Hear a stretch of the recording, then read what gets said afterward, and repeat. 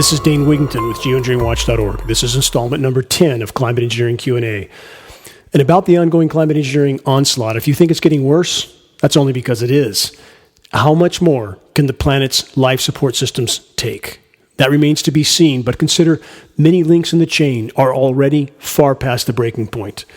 I'll try to answer as many questions as I can in these ongoing 20 to 25-minute segments. I apologize for not being able to get to all questions that have been submitted. I'll roll over other questions into upcoming sessions of Climate Engineering Q&A. I greatly appreciate all those that took the time to write in. If you wish to submit a question to be addressed on Climate Engineering Q&A, you can do so through the following email address, questions@geoengineeringwatch.org. Let's get to the Q&A. First question. John asks, with people everywhere falling under the hypnotic spell of the ubiquitous COVID scenario enveloping the whole world, many are hesitant and reluctant to read anything that challenges their normalcy bias. So many only want to remain, John says, correctly so, in their comfort zones and are not willing to accept the facts when those facts are presented to them clearly and rationally, even when they're presented that way. Correct. Apparently, John states, people feel overwhelmed by so many anomalous variables that they are hunkering down and would prefer to be the proverbial ostrich with its head deeply buried in the sand. John finishes with this, is it better to just move on to those who are receptive rather than use precious time trying to reach these people, i.e. those in denial? Final statement from John, those who are receptive often ask how the gathering momentum will make a critical difference when the military-industrial tech complex is the power behind geoengineering. First part of your question, yes, many do feel overwhelmed because they've put too many other factors in their life. The building blocks of what allows us to exist on this planet hasn't been part of anybody's radar. They have simply felt that if McDonald's is open and Walmart is open, that what could be wrong in the world? They don't seem to understand that when Earth's life support systems collapse, game over. And they are overwhelmed by this data, and they've been trained to be overwhelmed by such data. People have been trained to ignore it, to shun it, to reject it. But that's starting to change as many are beginning to realize that ignoring it is not going to make it go away. This being said, I would suggest once credible data is passed on, preferably printed data, it's much more effective than anything verbally, then it's time to move on. Allow that seed to sprout on its own. You can't force it. You can't force the whole oak tree down someone's throat. You need to plant the acorn, as the proverb goes. Then, yes, move on. Move on to more fertile soil, to those that are willing and ready to wake. Those are the ones we need to join the army of the awakened. And again, on that note, which leads into your final question, John, awakened in the true sense of the word means not only to know about the issue, but to understand one's responsibility toward it. And this is where critical mass comes into play. We can only fight this battle with an army of the, quote, awakened in the sense that I just described. When that happens, when military personnel, when their families understand what they are involved with, that is when we have a chance to stop these programs from the inside out, and reaching a critical mass of awareness so we force this issue to the full light of day is the only way forward. Search that to learn more as to why that is so. Search geoengineeringwatch.org. How do we stop climate engineering? The only way forward. You'll find a full report on this with many links within that report. Sheds a lot of light on this issue and that question. Moving on. Imra asks this, hi Dane, I would love if you would answer my question. Do you see a direct link between biological collapse and the great reset of the World Health Organization? Yes, but it's complex in that, do those in power realize the gravity and immediacy of what's unfolding? Yes. Has biosphere collapse beat them to the intersection, so to speak? Yes. That is why they are so fanatically moving forward with the CV19 scenario and agendas behind it. So again, it's directly connected. Ultimately, the bottom line reset is nature, and everything else is a moot point. And many are falsely concluding that this is just some sort of an economic scenario, and once that is the ultimate goal, the collapsing environment is not a part of their conclusions, and that's a mistake, because the collapsing environment is the bottom line. That is the bottom line great reset, and everything else will become moot if we do not alter our course completely. So yes, they're connected, but ultimately, again, we have to keep the backdrop in mind of biosphere collapse. That's what we need to address first and foremost. And if we push this issue to light, if we fully expose it in populations all over the globe, know what their governments, their so-called elected officials, agency people, media people, if populations around the globe know what all these individuals have done to them without their knowledge or their consent, whether participating in these programs or participating in the criminal cover-up of these programs, I would argue populations around the globe will grab their proverbial torches and pitchforks and seek out all those involved to hold them legally and morally accountable. And that is the great reset that we need. Thank you for your question, Imra. Mark asks, since the virus is spreading in areas one would think that there should not be such high numbers, Mark asks, are they spraying the virus with other chemicals? Question mark. He says, I see the trails are being laid out pretty heavy here in Tulsa, Oklahoma, more now than in past years. Mark, this is what I can say. We know that the initial wave of CV-19 infections hit about 25 countries in about 3 days. That's fairly astounding. The next wave, 85 countries in about the same time frame. That's even more astounding. Would be difficult to imagine how that could happen without some sort of aerial distribution. I don't want to give you conclusions. I want you to come to them on your own. Then let's add this. We have Italian researchers that have proven with a peer-reviewed study that CV-19 has been found attached to airborne particulates. These dots certainly connect, and especially when we add, as I've stated many times, the world's second most recognized geoengineer, Dr. Ken Caldera, who worked for Stanford University, now works for Bill Gates. When we have his audio, which I've played on the air previously, many times on my broadcast or several times, stating what he did for the U.S. Department of Defense was to design methods of spraying pathogens into clouds to infect the populations below. Again, now he works for Gates, and Gates called Mr. Caldera his, quote, most amazing teacher. And we know what Gates has said about global populations. They need to be cut down. So you can connect all those dots on your own. I just want to give you the pieces of the puzzle. Thank you for your question, Mark. Lou asks a parallel question to Mark's. It's a key core question. So let's press on with this just a bit further. Lou asks, aircraft are used as tools to spread the chemicals we breathe. Is the CV-19 pathogen also distributed in this way? Question mark. Was CV-19 incorporated within the chemicals in March 2020 as incorporated a simultaneous hit on the west and east coast of America? One, we can't know without specific testing of distributions that happened at that time. But let's look at this from another angle.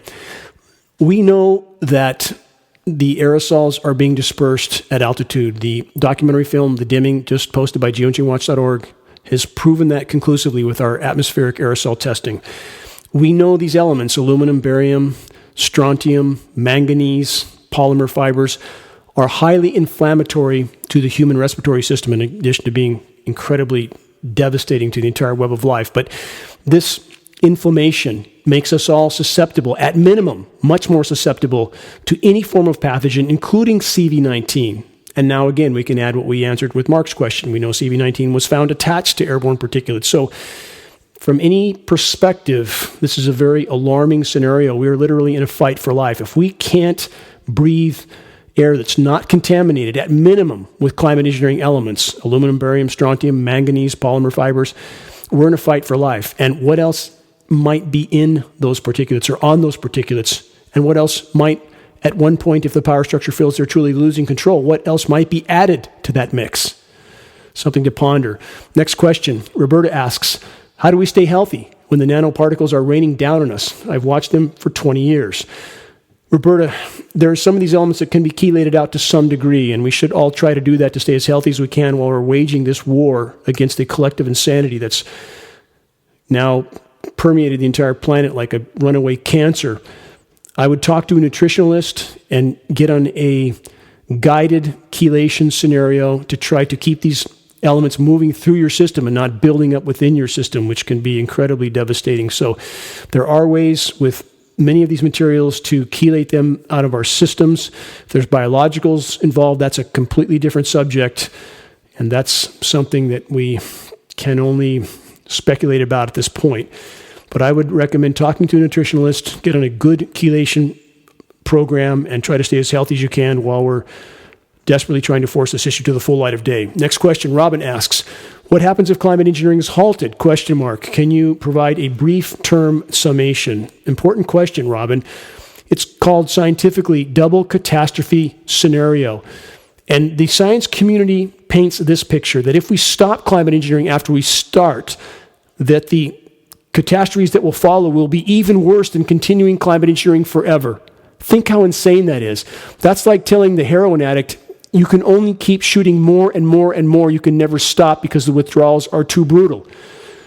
And we know what happens to the heroin addicts that don't stop, don't we? Same is true here. And this is where the betrayal of the so-called climate science community is so egregious. The only way we have any chance of even near-term survival is to fully halt climate engineering, allow the planet to respond on its own, no matter how brutal the blowback will be. That is the only way forward, allowing the hydrological cycle to fully resume before the planet's cloud-making mechanisms are completely devastated beyond any functionality. So here's the bottom line, and no matter how difficult this pill is to gag down, this is the bottom line. If climate engineering is not totally and completely halted immediately, mathematically, statistically speaking, we have no chance. And the other endless forms of human activity that are laying waste to the planet must also be halted, all of it. And no matter how difficult, again, that pill is to swallow, that is the reality we face, and we must face it now, or we will have no chance. A massive die-off of the human race is a given at this point. That's inevitable, sort of some outside, unknown, unforeseen force intervening. It's a given. It's a mathematical and statistical near-term inevitability. It's already underway. In fact, you have nations, a number of nations on the planet descending into chaos and carnage right now because there's simply not enough to eat. The planet's life support systems are failing, and mainstream media and the power structures doing everything they can to mask that from first world populations until the last possible moment, while simultaneously trying to put in place and carry out countless forms of lockdown. But the bottom line is, now we're in a fight to determine if anyone gets out alive. That's how severe our situation is. But in regard to your question, Robin, search geoengineeringwatch.org double catastrophe scenario. You'll find a full report on that specific question. What happens if climate engineering is halted? And it must be halted. It's the only way forward. Next question from Lisa. 3 related questions, actually. First question, do regular, quote, contrails also create, quote, dimming effect, even without the extra, quote, chemtrail is a term Lisa used, and that's an accurate term, certainly, but we would refer to it as a climate engineering or geoengineering sprayed dispersion. So the question is, would there still be a dimming effect with condensation? First of all, what we see in the sky is not condensation, and that is very important to remember, with very few exceptions. High bypass turbofan jet engine, 90% of the air that moves through that engine is non-combusted. That engine by design is nearly incapable of creating any, quote, condensation trail except under rare and extreme circumstances. Now let's add 2 more factors. The atmosphere is changing radically and not for the better. Atmospheric RH is dropping, which should not happen on a warming planet. It's happening because of the climate engineering impacts, and there's many factors to that equation.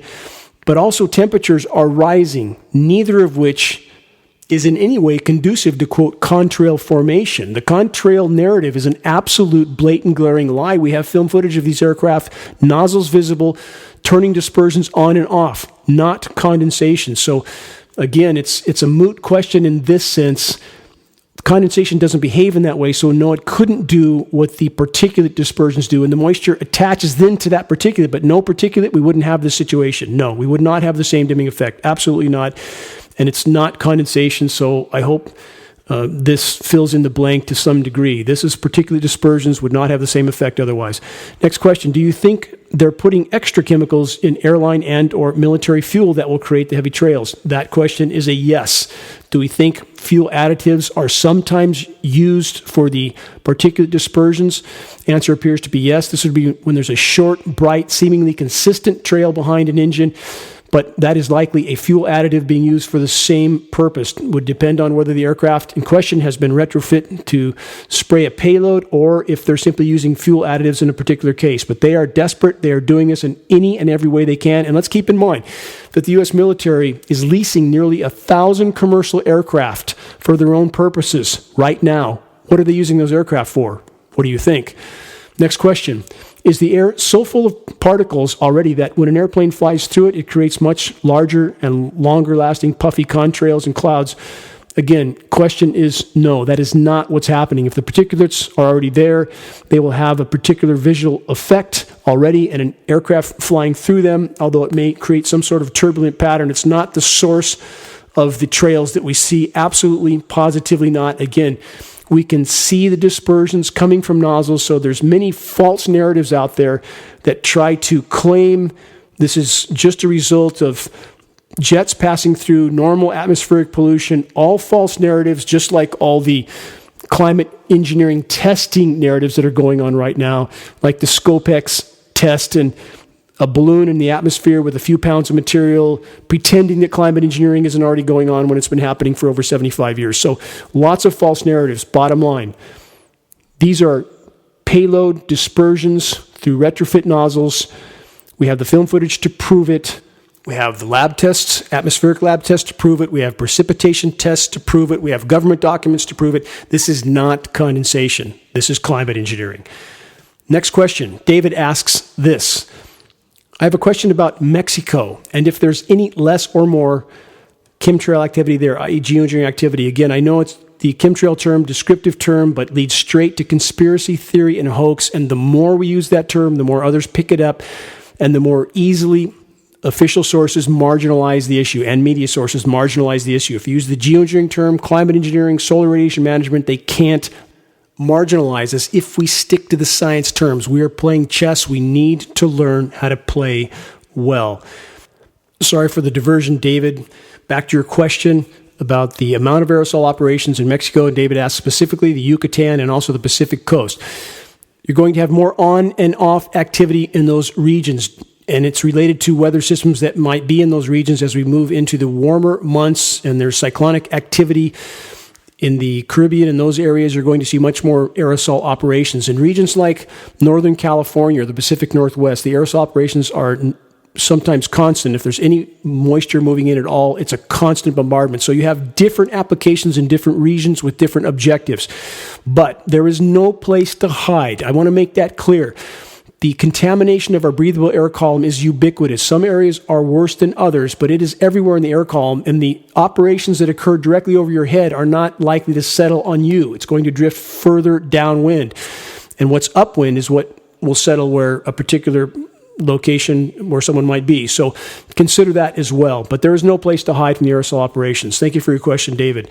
Joan asks, I come from rural Maine and have tried to get a conversation going, but it always meets with non-interest or anger. She continues, recently a lot of eagles are dying, and they, quote, the Department of Inland Fish and Wildlife, say it's from lead poisoning, exclamation point. Her question, Joan asks, when they test for lead, could it actually be metals from chemtrails, i.e. geoengineering? First on that question, there are likely many elements in these eagles, and many of these elements will not be disclosed because they don't want to open that Pandora's box, if you will. So certainly that eagle has aluminum inside it. There's no question. Aluminum is ubiquitous in the environment now because so many millions of tons have been sprayed for so many years. It is ubiquitous. It is in everything, being absorbed by everything. And aluminum is not beneficial for any life form, period. And when it mixes with other elements, it becomes even more toxic. So these agencies are tasked with masking the true cause of die-off from the populations. That's the same with the trees that are dying all over the U.S. and all over the world. They blame it on nature. They blame it on a pest, a beetle. In many cases, a beetle is a symptom of a sick tree. Why is the tree sick? Because the root system is being poisoned by the contaminated rain. The foliage is being fried by the intense UV radiation, which, by the way, is even worse than it's been. I had a conversation with our former NASA contract engineer several days ago, and it is beyond dire. I'll try to have an exchange that I post with him soon. I'm just buried with tasks. But again, all of these factors contributing to the die-off of not just wildlife, but the forest as a whole. So, no, they're not telling you the truth, Joan. Final statement from Joan. I'm a longtime member of Maine Organic Farmers and Gardeners. Recently, an article was published about plastics in the soil killing worms. I would like to bring this information to them. I hope you do, Joan. Her question is, how do I get written information to give to MOFGA, that's the Maine Organic Farmers and Gardeners Association, regarding plastics being sprayed. MOFGA is a strong and powerful group, again, the Maine Organic Farmers and Gardeners Association, strong and powerful group to fight, Jones says. They currently think it's just from plastic waste on the ground. Many of these organizations are very difficult to reach because all of the management in these organizations do not want the full truth. They want to pretend that if they focus on their particular point of interest, that somehow everything else will magically work itself out. I would suggest this, Joan, pass on credible data to this group and move on. Absolutely move on. Don't pound your head against concrete, because as the proverb goes, you can't wake someone who's pretending to be asleep. And there are so many that pretend to care about the environment, that pretend to care about clean food, organic food, but will not face the truth. And that is truly hypocritical from where I stand. I would give everything I had to live on a healthy planet. I would live in a teepee. I would eat acorns. Gladly, I would embrace such a life on a healthy planet. But there is an immense amount of hypocrisy in these so-called environmental communities. And I'm an environmentalist to the gills. I would absolutely give everything for a healthy planet. So plant the seed, move on. Thank you for your question, Joan. Philip asks, is it possible that the elite are purposefully hurrying the meltdown by increasing the spraying to more quickly rid the world of, quote, useless eaters, end quote? That when they stop spraying, Earth will cool down with maybe less of the resources exhausted for them to enjoy in a much less populated planet. That's a yes and no answer. Certainly, we know those in power are very interested in reducing populations. That's inarguable if the data is examined. And we should plug that into every scenario that we face today. I think those pieces of the puzzle are easy to identify and put together. In regard to the Earth magically bouncing back to any semblance of what it was, there is no data to indicate that that is even a remote possibility. Let's look at former past extinctions like the Pedum event, the Paleocene-Eocene thermal maximum, 55 million years ago, methane mass extinction, equilibrium period after this mass extinction, about 10 to 20 million years. Now, let's look at what's happening today. The extinction rate today, the destruction today is happening literally hundreds of times faster than the Pedum event. Where does that leave us? Leaves us in a very dark place. We will never know the planet we have known in any time frame that matters, at best. If we can wake populations, if we can reach a critical mass of awareness, if we can wake our military brothers and sisters, the families of those that work for defense industry contractors, and anyone involved with the carrying out of these programs or the covering up of these programs, if we can wake them up, if we can wake populations up, if we can stop these programs from the inside out and then stop every other form of human activity, no matter what the die-off is coming no matter what. To keep the status quo at the cost of delaying some of the die-off for a very short period, at the cost of, again, everyone being in that category, is that a worthwhile exchange? Does that make sense? Is that rationally a choice that we should make? To keep the party going slightly longer at the cost of no one getting out alive. That does not seem like a rational decision to me. We don't own our lives. We owe them to the whole. And when the whole dies, we die. Very, very simple equation. And we are at that precipice right now. So let's start with the single greatest leap we can make in the right direction. And that leap is to fully expose the climate engineering insanity. If we can expose it, we have a chance of stopping it. If we can do that, we will buy time, and then other issues can be addressed. Thank you for your question, Philip. Final two questions. Paxton asks, how much of the climate change narrative is true? Question mark. Let me start with that. It's not true, Paxton. In fact, it's far worse than anything we've been told. I need that point to be clear. There's no rational way to conclude anything other than the fact that the human race has been unbelievably poor stewards of this planet. We have laid waste to this thriving planet in the geologic blink of an eye. So, no, it's not true. It's actually far, far worse than anything we've been told. Keep that in mind. Next question.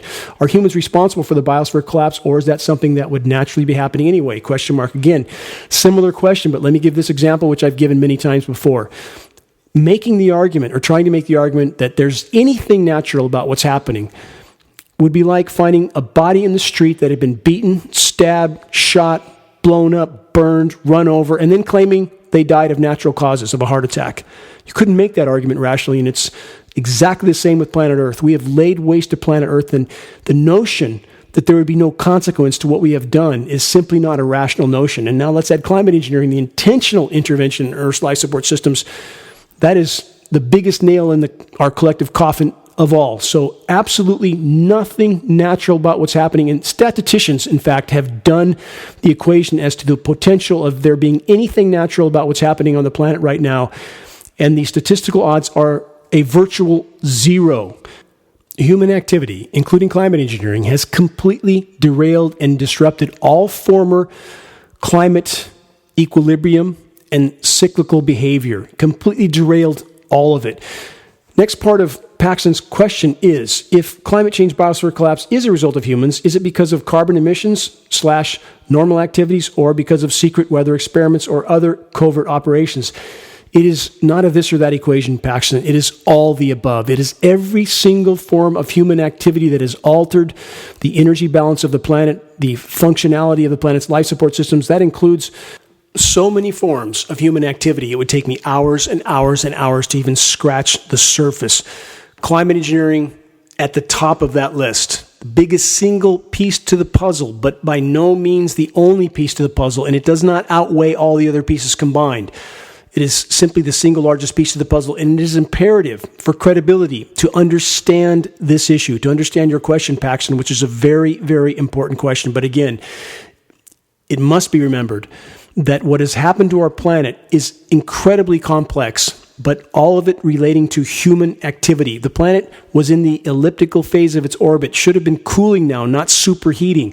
Climate engineering has completely negated all other natural cyclical patterns in the planet's climate systems, and people refer to the solar minimums, the Maunder minimum. Again, I paint this equation. This is statistical data, not just some off-the-cuff conclusion. The Maunder minimum, even a major solar minimum, 0.25% reduction in Earth's solar radiance, the solar heat entering the atmosphere. 0.25%, that's 1/400th. That has been virtually wiped out by the level of heating that's occurring on the planet now because of human activity, because of some of the factors I mentioned and countless more.